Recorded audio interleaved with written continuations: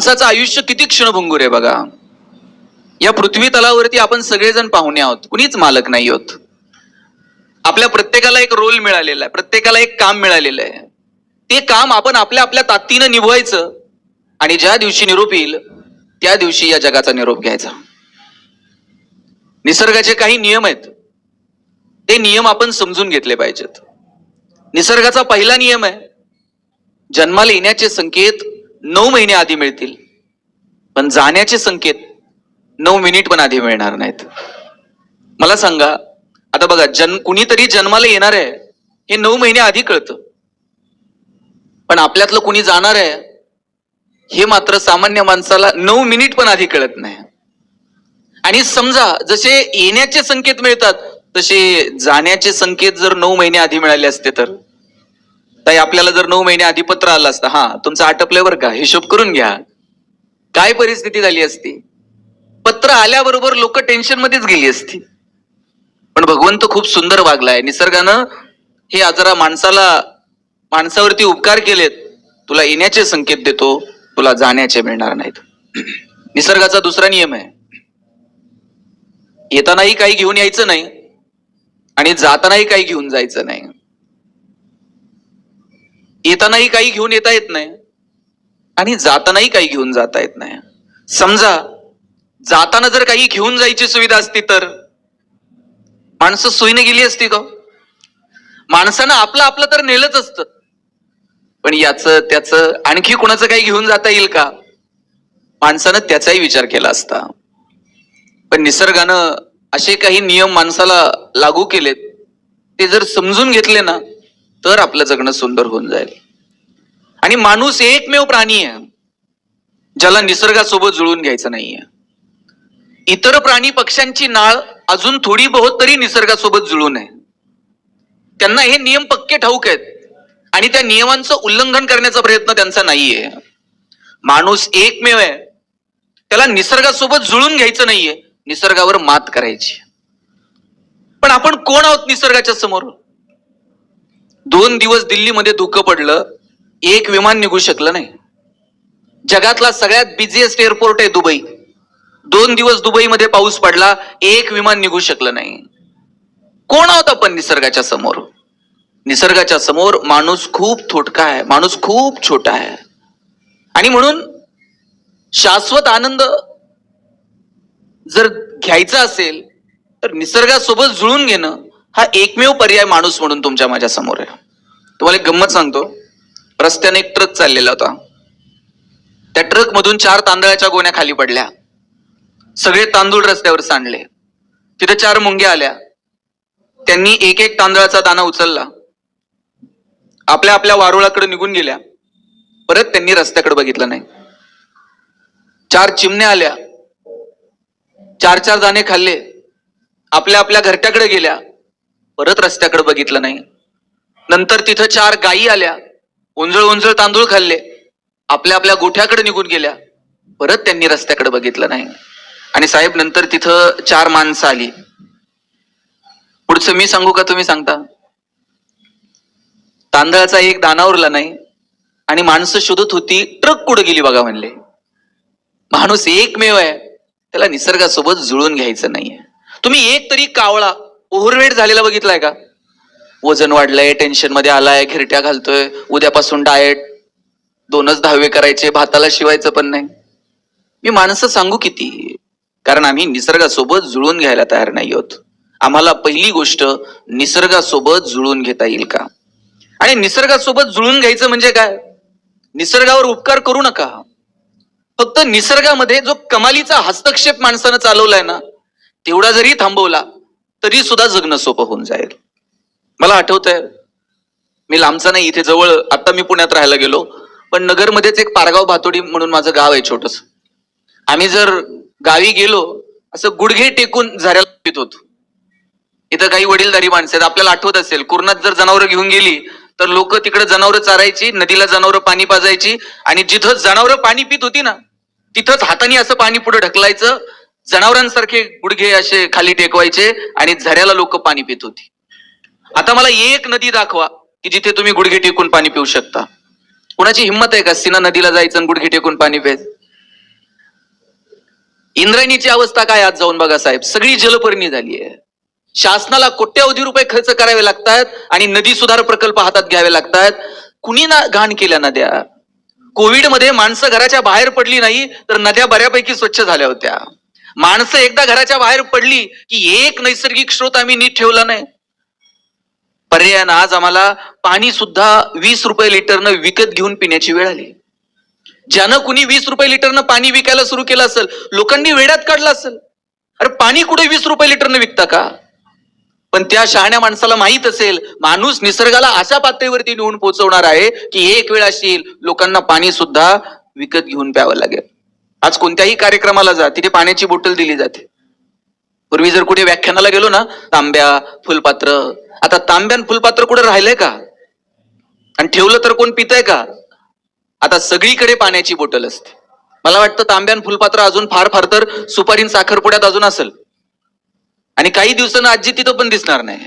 गुरुजी सांगणार, मुलाचे मामा बाटली घेऊन या. इथपर्यंत येऊ देऊ नका. आम्ही कुठे घेऊन चाललोय निसर्गाला? आज आपण आपली आपली पाण्याची बाटली घेऊन कार्यक्रमाला येतो. हवेचं प्रदूषण अशा पातळीवरती गेलंय, एक दिवस असा येईल, दिल्लीला जायचंय ना, ते आपला ऑक्सिजनची टाकी घेऊन चला बरं. मुंबईला जायचंय ना, आपले ऑक्सिजनचं सिलेंडर घेऊन चला बरं.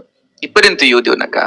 काल परवाची बातमी आहे, दिल्ली गव्हर्नमेंटला निर्णय घ्यावा लागला, हवेचं प्रदूषण अशा पातळीला गेलंय, तुमच्या मालकीच्या जरी गाड्या असल्या तरी आता रोज बाहेर काढू नका, ऑड डे गाड्या बाहेर काढा. 1 तारखेला काढली ना, आता 2ला नाही, 3 तारखेला तुम्ही तुमची गाडी रस्त्यावर घेऊन यायच. जी परिस्थिती हवेच्या प्रदूषणाच्या बाबतीत दिल्लीची, तीच आता मुंबईची व्हायला लागली आणि पुण्यावरून नगरला यायला परिस्थिती अजून वेळ लागणार नाही. म्हणून अशा कार्यक्रमाच्या निमित्तानं आपण या विषयांवर बोललं पाहिजे. मोक्ष वगैरे काय असेल ते बघूयात. पण आता इथे आहोत, या जन्मात तरी आम्ही येणाऱ्या पिढ्यांना, पुढच्या पिढ्यांसाठी चांगला निसर्ग आम्ही ठेवलाय का, याच्यावरती चिंतन करायला नको. चांगलं पाणी ठेवलं नाही, चांगली हवा ठेवली नाही, चांगली माती ठेवली नाही. 50-50 एकराचे सातबारे आहेत आमचे, पण येणाऱ्या काळामध्ये त्या जमिनीतनं जर काही पिकलंच नाही तर येणाऱ्या पिढ्या शिव्या शाप देतील. आमच्या बाप दाद्यानं नुसत्या सातबाऱ्यावरती जमिनी ठेवल्या, परंतु त्यातून पिकत मात्र काय नाही. रासायनिक खतांचा भडीमार केला. अहो 10 गावात कॅन्सरचा पेशंट सापडत नव्हता, आता गावात 10 आहेत. ब्लड प्रेशर आणि शुगर कॉमन होऊन गेलंय. एकीकडे आम्ही प्रचंड प्रगती केली, आमचं सगळ्यांचं राहणीमान सुधारलं, आमच्या घरातल्या सुखसुविधा सुधारल्या, पण आरोग्याच्या बाबतीमध्ये आमची जी घसरण सुरू आहे ती आम्ही कशानं भरून काढणार आहोत? आणि ती जर भरून काढायची असेल तर आम्हाला निसर्गाशी जुळून घ्यावं लागेल. मला मान्य आहे 140-145 कोटी लोकसंख्या, लगेच एवढ्या लोकसंख्येला पुरेल एवढं अन्नधान्य नैसर्गिक शेतीतून निर्माण नाही करू शकत. पण त्याला आम्ही काही नवे पर्याय शोधणार आहोत का? रासायनिक खतांच्या वापराच्या बाबतीत काही निर्बंध लादणार आहोत का? अहो रात्रीतनं इंजेक्शन दिलं का दुसऱ्या दिवशी त्या फळभाज्या अगदी टवटवीत दिसायला लागतात.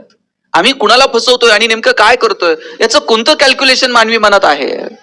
मला वाटतं या संदर्भानं विचार करण्याची वेळ आली आहे. नाहीतर एक दिवस असा येईल, आपल्याकडे कोट्यवधी रुपये असतील पण आरोग्य मात्र शिल्लक नसेल.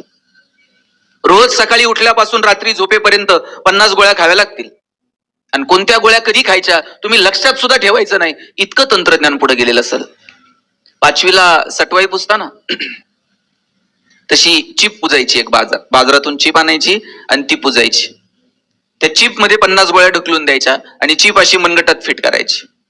सकाळी आईनं कामाला जाता जाता एंट्री करायची, सकाळी 2 ह्या, दुपारी 2 त्या. वडिलांनी कामाला जाता जाता एंटर मारायचं. एंटर मारलं का एक एक गोळी रक्तात आपोआप सर्क्युलेट होत चालेल. इतकं विज्ञान तंत्रज्ञान पुढे गेलेलं असेल. बरं त्या चिप लय महाग नसतील? महिला बाल कल्याण विभागाकडनं बीपीएल कुटुंबांना मोफत, एपीएल कुटुंबांना सवलतीच्या दरात. चायना जर प्रोडक्शन करायला लागलं तर कोणत्याही पानाच्या टपरीवर 1-1 रुपयाला मिळून जाईल. आणि शासनानं ठरवलं तर लाडक्या बहिणींना फुकट. आम्ही कुठे घेऊन चाललोय आमच्या आरोग्याला? आम्ही आमच्या आरोग्याची काळजी घेतली पाहिजे. संक्रांत साजरी केली की नाही काल? हळदी कुंकू झालं का? काल काहींना जमलं नसेल, रथसप्तमीपर्यंत चालतं. हिनं तिच्याकडे यायचं, तिनं तिच्याकडे जायचं, हिने तिला 4 आण्याचा कंगवा द्यायचा, तिने तिला 8 आण्याची वाटी द्यायची. त्या वाटीत खाता येत नाही, त्या कंगव्याने इचरता येत नाही. साहेब मला कळतंय असे हेच वाण आहेत. कितीही परिस्थिती बदलू दे, यांनी वाण बदलले नाहीत. चहाची गाळणी, पावडरचा डबा, त्या चहाच्या गाळणीनं चहा गाळता येणार, पावडरच्या डब्याला बिळ पडना. जर का इथून पुढे असले वाण दिले लक्षात ठेवा. मला तुमच्या भावना दुखवायच्या नाही. तुमची तुमची संक्रांत छान साजरी करा, काय द्यायचं एकमेकीला द्या, पण संक्रांतीच्या निमित्तानं जरा बदल करूयात ना.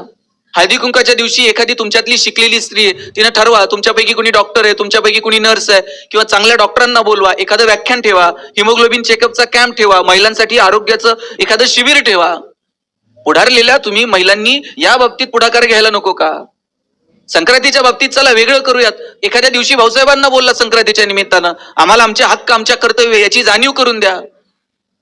महिलांच्या बाबतीत काय अधिकार आहेत भाऊसाहेब, जरा आमच्याशी बोला.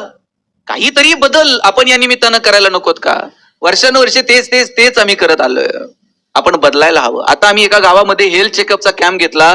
15 ते 20 महिला साहेब अशा सापडल्या 50 ते 60 वयोगटातल्या, ज्यांना इमिजिएट अँजिओप्लास्टीची गरज होती. पण आम्ही स्वतःहून कधीतरी दवाखान्यात जात नाही, कधी आम्ही स्वतःचं हेल्थ चेकअप करत नाहीत. मला सांगा बरं, बाळातपणात तुम्ही हिमोग्लोबिन चेक केलं, त्याच्यावर कधी गेलायत का हॉस्पिटलला? जरा बघ बरं HB काय आहे. मग फार गाडी खुडखुड वाजायला लागली का मग आम्ही हॉस्पिटलला जाणार. आता फारच काय अंगावर काढता ये ना, मग चला आता हॉस्पिटलला. माझी महिलांना विनंती आहे, आपल्या आपल्या आरोग्याची काळजी आपण घेतली पाहिजे. आपण आपल्या आहाराची काळजी घेतली पाहिजे. सकाळी घरातनं बाहेर पडलात ना, पोटभर जेवण करून बाहेर निघलं पाहिजे. दुपारचं जेवण त्या मानानं थोडंसं कमी असलं पाहिजे, आणि रात्रीचं जेवण त्याही पेक्षा कमी असलं पाहिजे. आहारशास्त्र सांगतं, सकाळचं जेवण हे राजाचं असलं पाहिजे, दुपारचं जेवण हे प्रजेचं असलं पाहिजे, आणि रात्रीचं जेवण हे गरीब घरचं असलं पाहिजे. आपण उलट करतो. सकाळी काही खात नाही, दुपारी इकडं तिकडं काहीतरी खातो, आणि रात्री मात्र आम्ही मंडळी जेवणाचा राग ताटावर काढतो. रात्री मग करगुटा तुटेपर्यंत आम्ही जेवणार. म्हणजे दिवसभर गाडी पळवायची असते, त्यावेळेस ती रिझर्वला ठेवायची, आणि जेव्हा गाडी पार्किंगला लावायची तेव्हा तिची टाकी फुल करते. आम्ही आहारातल्या छोट्या छोट्या गोष्टी येणाऱ्या पिढ्यांना सांगणार आहोत का? आपले सण समारंभ तिळगुळ हिवाळ्यातच का? त्याची गरज आहे शरीराला. आपल्या सणांच्या पाठीमागं सुद्धा काहीतरी पार्श्वभूमी आहे, पण ती पार्श्वभूमी स्वीकारून काही नवे बदल करून आम्हाला हे सण समारंभ, आमची संस्कृती पुढे घेऊन जाता येईल का, याचा विचार आपण करायला नको. म्हणून आरोग्याची काळजी घ्या. मला सांगा, आजारी पडल्यानंतर आपल्या भोवताली असे 4 नातेवाईक आहेत का? हे 2 लाख रुपये ठेवा आणि परत नाही दिले तर चालतील. असे जर कुणी असतील ना तुमच्या अवतीभोवती, तर मग तुम्ही हेल्थ इन्शुरन्स वगैरे करायची गरज नाही. आपल्या सर्वसामान्य कुटुंबातल्या माणसाचं कंबरड जर कुठं मोडतं ना, त्या अशा प्रकारे कुणी जर घरातला एखादा माणूस आजारी पडला आणि 5-10 लाख रुपये जर त्याला खर्च करावे लागले, सामान्य माणसाचं 2, 4, 5 वर्ष ते कुटुंब मागे येतो. पण अशा वेळेला जर त्याचा हेल्थ इन्शुरन्स असेल तर त्याला बऱ्यापैकी मदत होते. या छोट्या छोट्या गोष्टी आपण अशा कार्यक्रमातून लोकांपर्यंत पोहोचवल्या पाहिजेत. आणि म्हणून ज्या ज्या शिकलेल्या महिला आहेत, आपण पुढाकार घेतला पाहिजे.